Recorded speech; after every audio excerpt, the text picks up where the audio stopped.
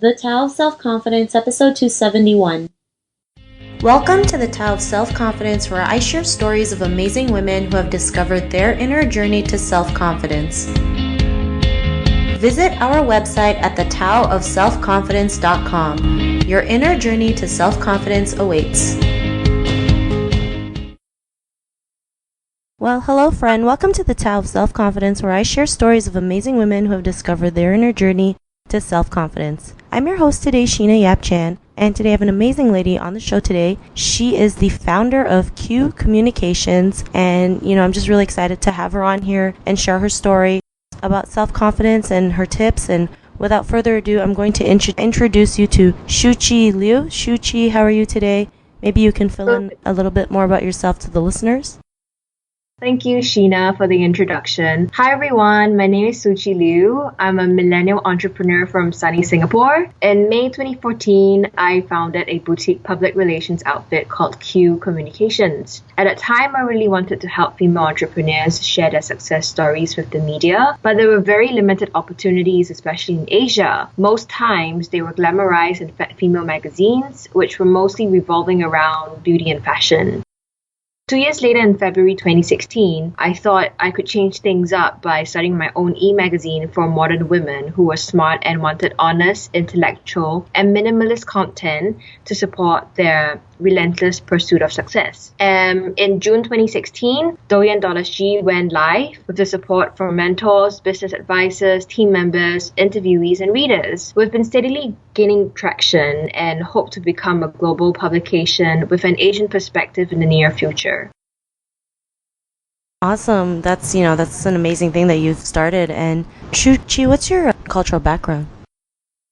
I grew up in Singapore all my life, went to local schools, and finally pursued a double bachelor degree in Melbourne, Australia. It was definitely an eye-opening experience. I think because a lot of kids in Asia, and especially in Singapore, they went the traditional route of going to finance, accounting, medicine, and law. But when I was in Melbourne, Australia, I took up marketing and international studies, which was very different from what everyone would expect me to do. And this got me exposed to different facets of life, and I was really happy to do all sorts of crazy things, like going to Africa by myself for an internship program, being the first female international student representative on my university campus, traveling to Italy to study Italian, attending a 3-day music festival in the Gold Coast, which is pretty much unheard of in Singapore, and as well as campaigning to make poverty history in a cross-state road trip. Some of the things that I was studying at uni was like genocide and indigenous populations, which is kind of out of the world for people in Singapore. And then finally, I packed my bags after 4 years and came back to Singapore.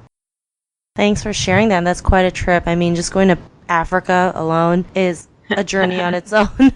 Especially for an Asian woman too, right? And I'm sure your parents were like, are you going to be okay? Are you sure you want to go alone? I know my parents would probably freak out if I told them I'm going to go to Africa by myself. So I can only imagine. But Thanks for sharing that. And what would be your favorite self-confidence quote? At the current state that I'm in, I think it would go by the name like stay curious and go after what gives you goosebumps. It's basically just keeping myself on the toes and constantly learning about my environments, learning about new things, and going after what gives me goosebumps is basically just going along with the flow of my passions and just go for it. I love it. Stay curious and go after what gives you goosebumps, because it's true. And, in your own words, how do you define self-confidence? I think confidence comes with practice. The more you push yourself out of your comfort zone to do things you're curious about, the better you get at self-confidence. And I'm saying this is because, we are very different from how we are like 10 years ago and 10 years later. And life is just going to throw us so many challenges and different scenarios. So it's really just winging it all the time and, just getting comfortable with your own skin, knowing who you are at the present moment, what your values are, and just, staying true to yourself. I think that's the most important in getting self-confidence. Thanks for that definition. And, I do believe, like practice makes progression and it's, in anything you do, right? Whether it's trying a new sport, trying a new hobby. I mean, you get better when you have confidence because you keep on doing it. So great definition that you mentioned. And ShuQi, what was your life like before your discovery of self-confidence? I think the turning point was going to university in Melbourne, Australia. Before that, I was always in Singapore and I felt really suffocated by the competitive Asian culture because people were just always comparing with each other and proving that they're more awesome than you are or somebody else. So when I started coming back to Singapore to work after university, I was actually very overwhelmed because, it wasn't just at school that there was that competitiveness, but it was also present in the corporate culture. So it didn't matter if you were a man or woman, everyone was competing for something. And it was very stressful, and I think that just made me lose my passion to live life to the fullest. Case in point was that in 3 years, I changed 3 jobs. It was demoralizing, it was taking up all my energy, I was putting on a lot of weight. So enough was enough, so I thought I would just muster enough courage to quit it and start my own business at 26.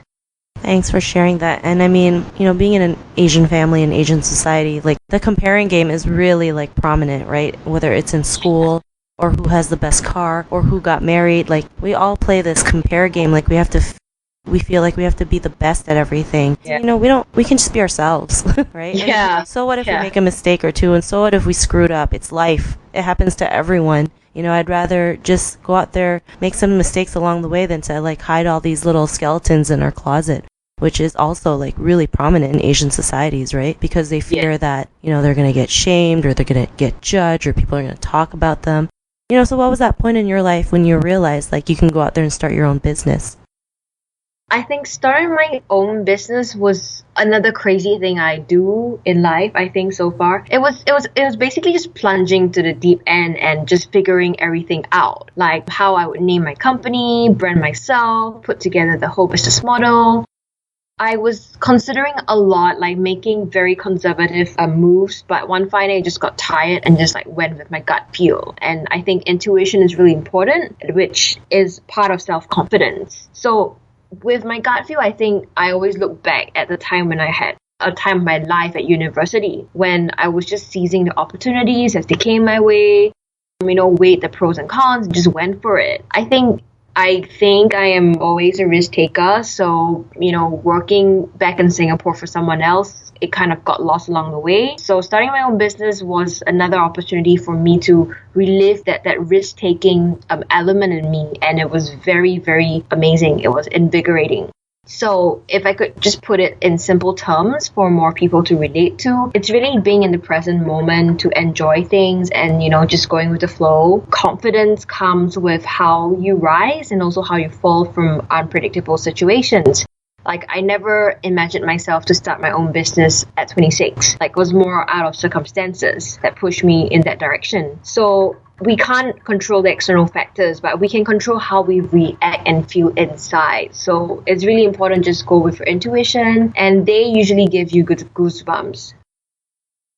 Thanks for sharing that. And, I always believe also in trusting your gut. I think, we've been programmed to like not trust ourselves. And when we have this like gut feeling, we think, maybe something's wrong, not realizing like it's leading us to the path that we're meant to be. And if we can just, like you said, take that deep plunge and just go out there and just do it, regardless of what the outcome is. I always believe, everything will take us to that right path, even if it doesn't look like it. So, because you were able to do that, take that plunge, have your own business by the age of 26, what's your life been like now? Right now, I definitely worry a lot less. I definitely wear a smile on my face. I'm definitely more chill. I don't get like stressed out by little things which are just kind of weird if I stressed out over it right now. A lot of people enjoy working with me because I just keep a smile in the toughest of situations and I always remain very calm. Like whether it's in the professional setting or at home, for instance, like it was my sister's wedding and I had to be the games in charge of 20 groomsmen who were bashing through the door, and it was like 7 a.m. in the morning and they were yelling a lot because they were super happy and high on alcohol. And I had to like maintain like control, like making sure that everyone was like, going through the whole process of the games and not cheating, and we're keeping to time and delivering a touching wedding speech in front of like 700 people and not cry on stage and just maintain composure. Climbing a crazy mountain in Philippines with fellow hikers and not getting the right hiking gear, which is quite embarrassing, but I just summited the mountain anyways. Gaining the self-confidence to take up a yoga teaching training course when I was clueless about all the spiritual meditation stuff. Hiring and growing a team of people, which is always one of the hardest things to manage people up in authority and down as a team. And also speaking to different people, clients, suppliers, new friends, people of different age groups, embracing changes like more financial responsibilities and a growing extended family. I think it all revolves around human relationships at the end of the day. It's how comfortable you are within yourself before you step out of boundaries to meet new people. And just, enjoy the ebb and flow of things, which will always be changing all the time. Thanks for sharing that. And I know what it's like to hike at, not even a mountain, but like a pile of rocks, and you don't have this like the right gear. But you go ahead and do it anyways. Obviously with caution, right? You have to trust in yourself that you have the ability to do it. So because I remember going down these rocks in Hawaii, and all I had was a pair of slippers, and I was like, all right, well, as long as you're careful and you know what you're doing, do it. But if not, obviously, you gotta go with caution. But sometimes we just got to be resourceful. Yeah, and that's exactly. That's when we can build the confidence to be like, oh, what else can I do? So great stuff. Loved what the outcomes that you've had so far. And ShuQi, to the woman who's listening to your episode, maybe she's in her own journey of self-confidence. What would be that one tip you would give to her? Just never stop exploring, never stop learning, and just do what makes you happy. I think at the end of the day, money can't buy everything. It's just a tool for you to get happiness, perhaps. And there's a lot of things in life which are free, like, breathing fresh air, having the time to go on a nice walk outside, not be chained to your desk. Just make sure that you're growing as a person all the time. You are changing with the circumstances around you, you're adaptable, and self-confidence will come along the way because you get to know more of who you are, like what Sheena mentioned about, being resourceful, and less of who you want to become. Great tips. Thanks for sharing that. And if our listeners wanted to get to know a little bit more about you and what you do, is there any links or social media profiles we can connect with? Yes, so it's all on the e-magazine that we started. So go check out Doyenne.sg, which is DOYENNE.sg, and we're the same profile on Instagram and Facebook. Thanks for sharing that. And to our listeners, if you wanted to connect with ShuQi, you can also head on over to the taoofselfconfidence.com and search for ShuQi's name. Her show notes will pop up along with everything else we talked about. And I just really want to thank ShuQi for taking the time to share her journey and tips with us on self-confidence. So thank you so much. Thank you so much, Sheena, for this opportunity. Thank you. No problem. It was an honor to have you on the show. And to our listeners, be on the lookout for another new episode of another amazing woman's journey to self-confidence, and we'll catch you later. Bye for now. Thank you for tuning in to another amazing episode of the Tao of Self-Confidence. Get your free self-talk tape for building self-confidence by visiting our website at thetaoofselfconfidence.com. Your inner journey to self-confidence awaits.